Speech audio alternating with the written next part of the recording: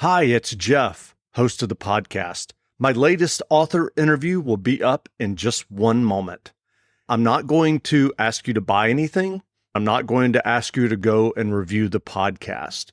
What I am going to do is take just one brief moment and ask you to recommend the podcast to just one friend.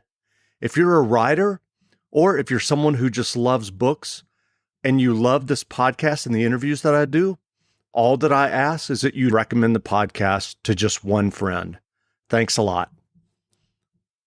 Welcome back to the Reading and Writing Podcast. My guest today is best-selling writer Candace Proctor, who writes the Sebastian St. Cyr mystery series under the pen name C.S. Harris. Her latest St. Cyr mystery is When Blood Lies. Best-selling writer Lisa Gardner has said about Candace, best historical thriller writer in the business. Candace, welcome to the podcast. Thank you so much for having me. Sure. Well, if someone listening hasn't yet heard about your new novel, When Blood Lies, how would you describe the novel? Well, this one's a little different from the other books in the series. This is number 17 now.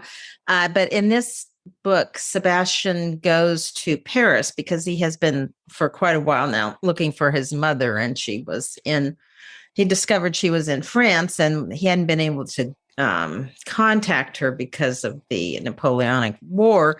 But at this point, which is the book starts in March of 1815, he goes to Paris to try to find his mother. And of course, this is the spring of 1815 when Napoleon is going to escape from Elba and come back. So that kind of forms the background to Sebastian's search for his mother. And I'm not giving anything away to say that he finds her dying and she's been murdered. And so that becomes the mystery that he needs to solve against the background of Napoleon coming back. And I'm curious, do you remember the original idea or impetus that led you to write When Blood Lies? Well, I always knew that he was, that this was going to be, that he was going to find his mother dying and have to solve the mystery of her death. And I liked the idea of setting it against the background of Napoleon's return because it really ups the stake and provides a kind of a ticking clock. But I don't remember the exact, aha moment when I thought, I can join these things together. That's great. Well, what was your initial writing journey that led you to write and get your first Sebastian St. Cyr mystery novel published? Well, I actually started out writing historical mysteries. Historical romances. Sorry. I'm a historian by training. I have a PhD in 18th and 19th century European history as my specialty. And so I've always loved history, and I was writing historical romances back in the 90s when they were a lot darker and in a lot of ways a lot more realistic than what happened was that the genre kind of shifted to lighter books, and I realized that I was kind of out of sync with where the genre was going. So I decided to switch to writing mysteries. And I had a bunch of ideas for a different series. Well, not a bunch, but maybe 3 altogether that I was developing in my head. Mm-hmm. And my area of specialty is the French Revolution and Napoleonic period in France. And so at one point, I kind of toyed with the idea of setting a mystery series in Paris at that time, but it was a really brutal, depressing time. And I thought, if I'm going to be writing this series, you have to really get into the emotions and the mindset of your characters. And I thought that's just going to be a very dark place to be living my life for years. So I decided to go across the channel and set the series in the same period, but set it in Britain where life was not quite so grim as what was going on across the channel. Well, when you wrote that first novel, did you ever think you'd be writing and getting the 17th novel in the series published? No, never, never at all. I did have a series in mind, and I did have this personal story arc that I wanted to explore.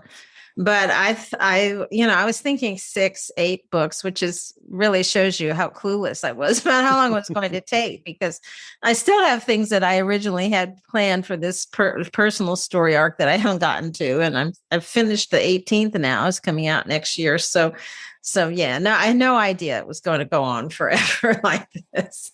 Well, I'm curious, when you're writing a series like this, that's now, as you said, we're talking about the 17th book, which is out now, and you said you finished the 18th and it'll be published next year. Do you plan it all ahead? Do you make notes to yourself, or do you just come to each novel kind of in and of itself?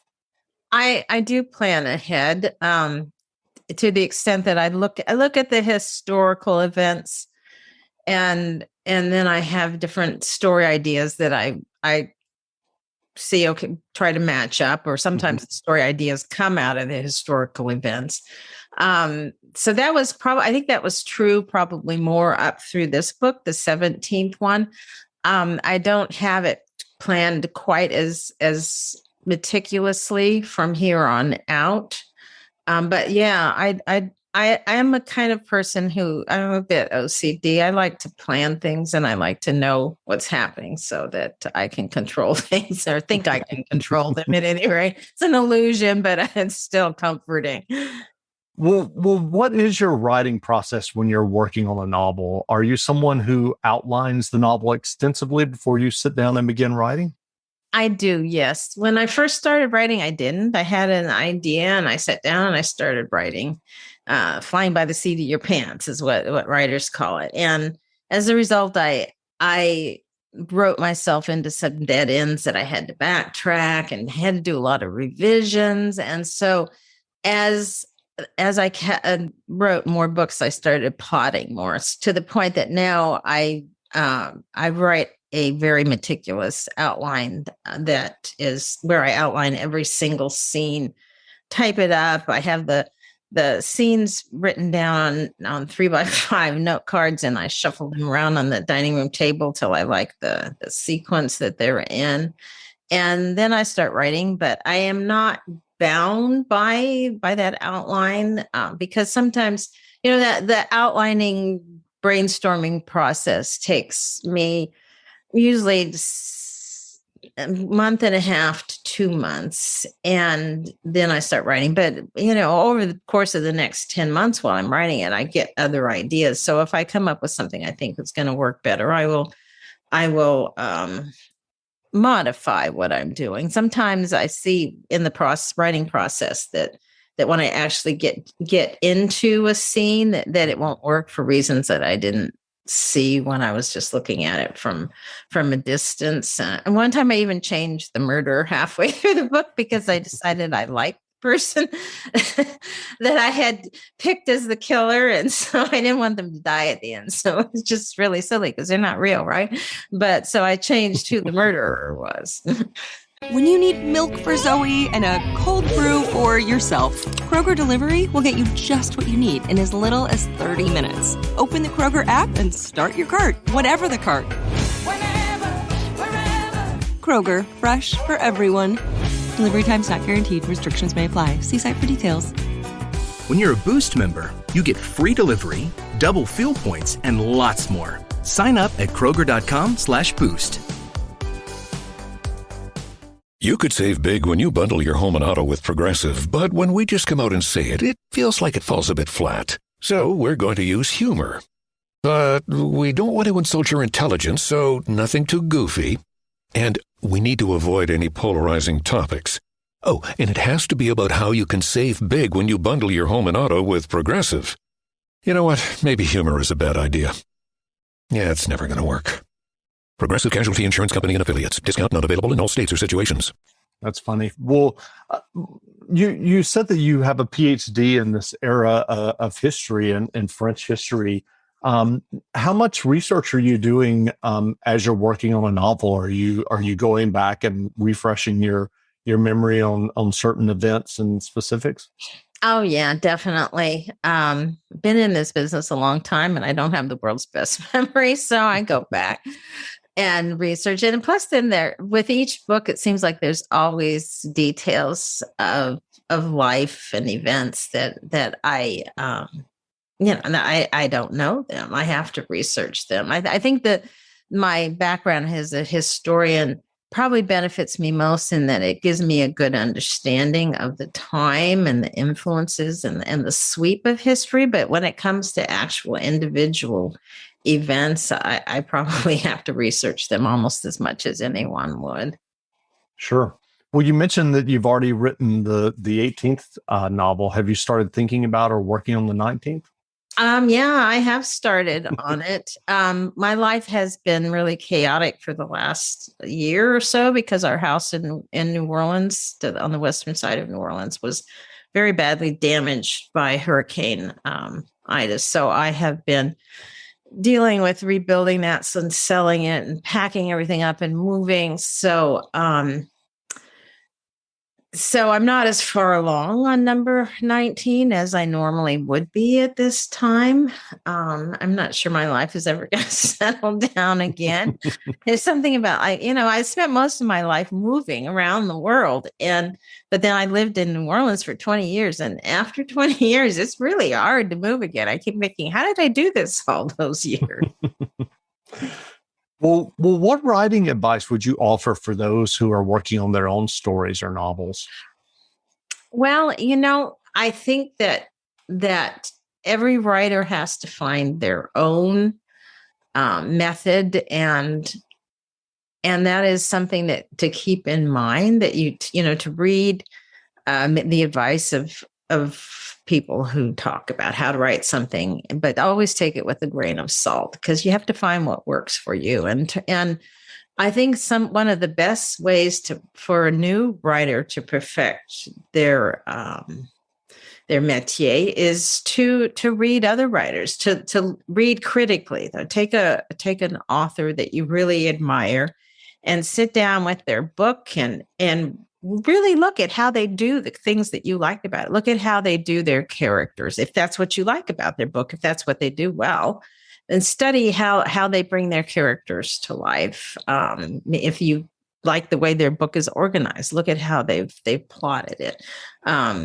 It's what I did 30 years ago when I first started this, is really study how the people I admired did what I liked, and then try to adapt those techniques to create my own product. That's great. Well, what books have you read recently that you enjoyed?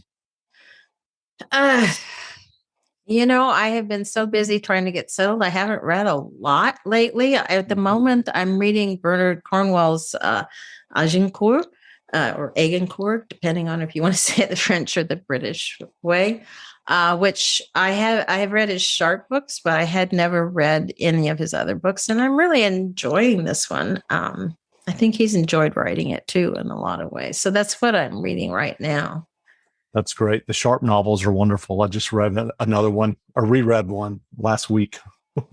Yeah, I read Sharpe's Fury before I started the Agincourt book. And I thought, I've never read any of his other things. And in a lot of ways, I think this one is almost better. Sharpe's iconic, of course, but Sure. And maybe because I think writers of series can sometimes get tired. And so it's really good to have that ability to go do something completely different and Sure. exercise those muscles and that you sometimes just kind of get lazy with. Well, where can people find you online if they'd like to learn more about you and your latest Sebastian St. Cyr novel, When Blood Lies? Well, I'm on Facebook as C.S. Harris and also as Candace Proctor. I have 2 pages because I set one up and then Facebook changed and I messed it up. So I have 2, but they're virtually the same. And then I have a website, csharris.net. And that's probably the best place to look for me. I am on Twitter, but I'm very vocal and political on Twitter. So I don't tell people to look at me on Twitter because that's kind of a separate world from my writing. I'm not political on Facebook. Sure. Well, Again, we've been speaking with Candace Proctor, who writes the best-selling Sebastian St. Cyr mysteries under the pen name C.S. Harris. Her latest St. Cyr mystery is When Blood Lies. The novel is available now, so go buy a copy. And Candace, thanks for doing this interview. Oh, thank you so much. I enjoyed it. Wonderful. Thanks a lot.